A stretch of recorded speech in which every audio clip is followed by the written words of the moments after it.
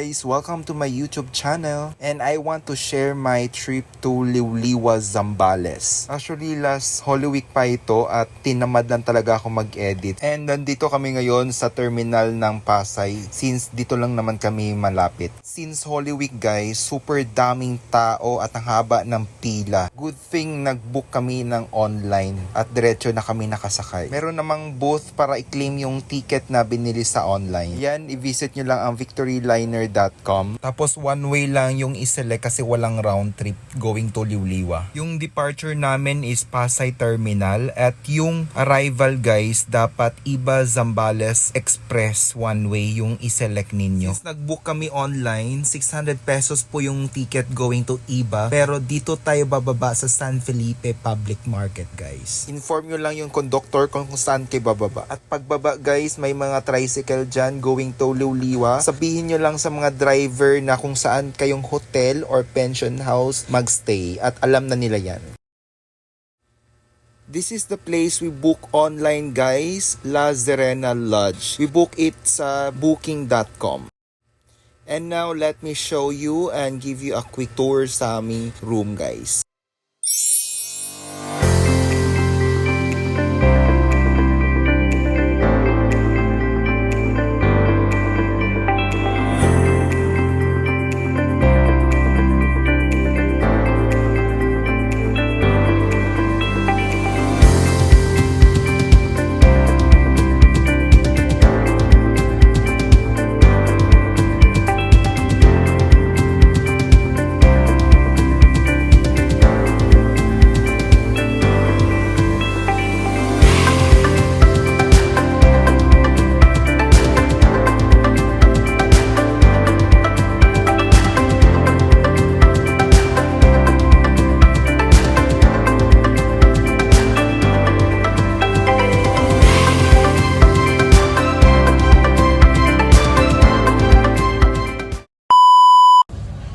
Yan. Ganda ng sunset oh.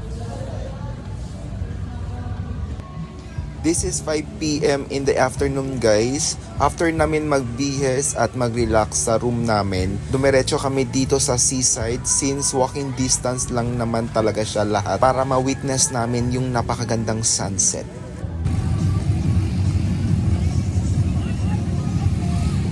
Daming tao. Pag isang ATV na lang tayo, parang ganyan. Oo.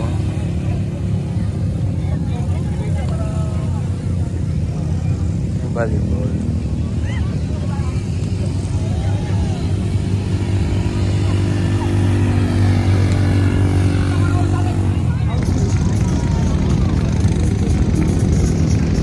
Walking.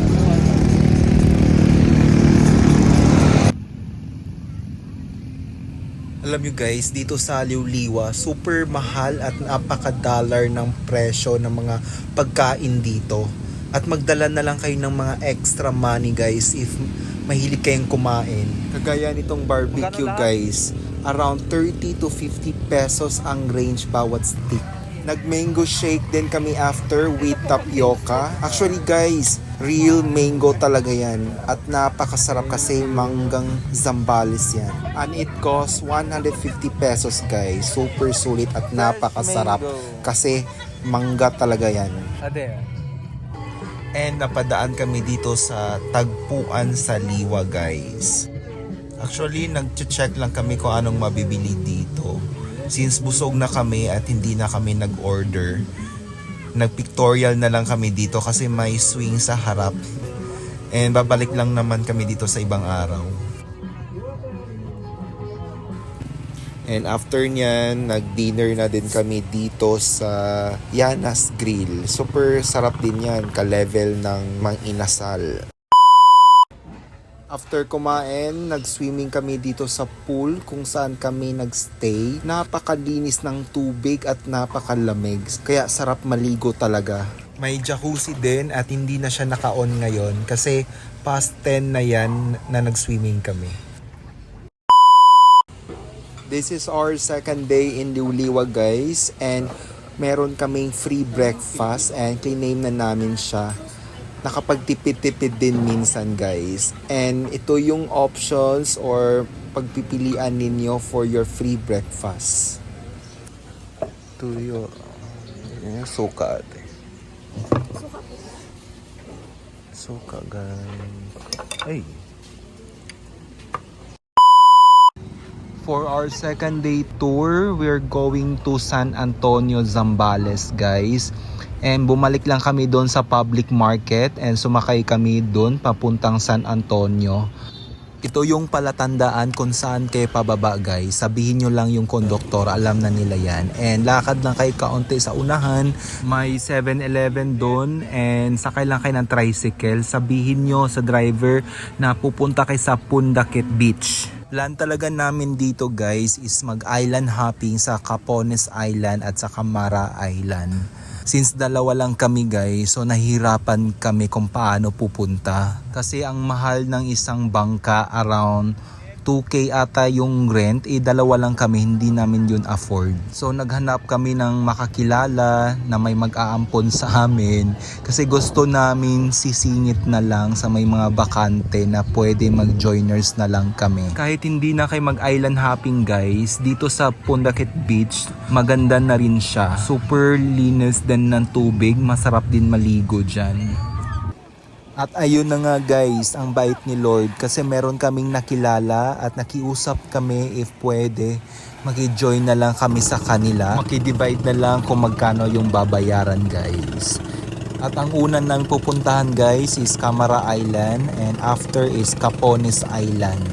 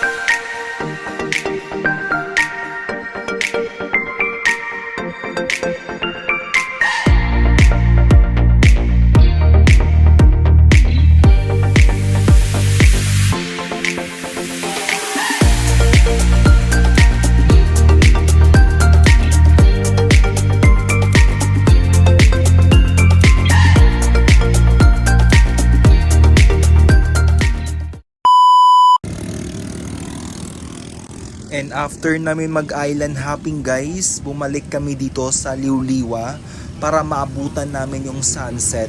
Kasi balak din namin mag-ATV. So while nag-ATV, may sunset. Diba? Napaka-aesthetic din naman talaga. It's Friday.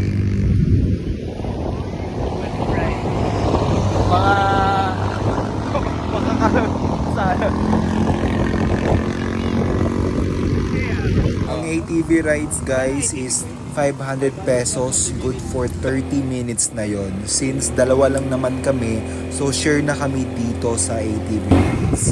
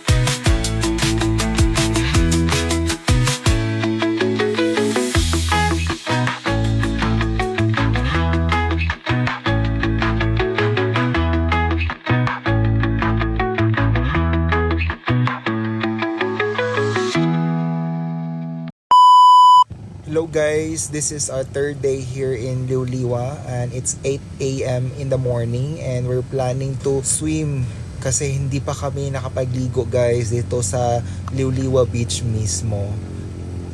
Are swimming sa... Padero na siguro.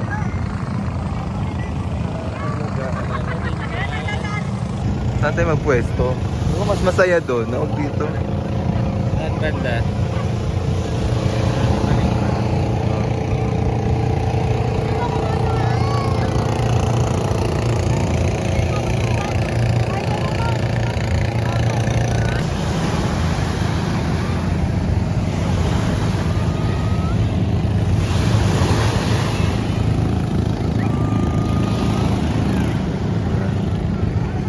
Ah.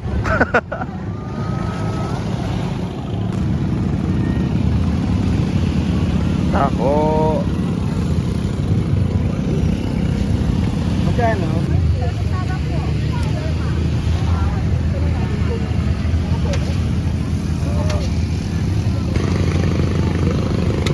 Crave yung isa. Ano? Aside.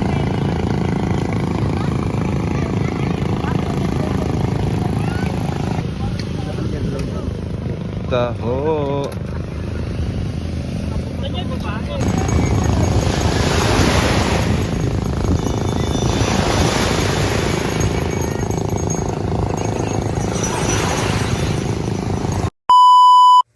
After namin maligo sa beach and mag-breakfast, dumiretso kami dito guys sa Kaka Coco.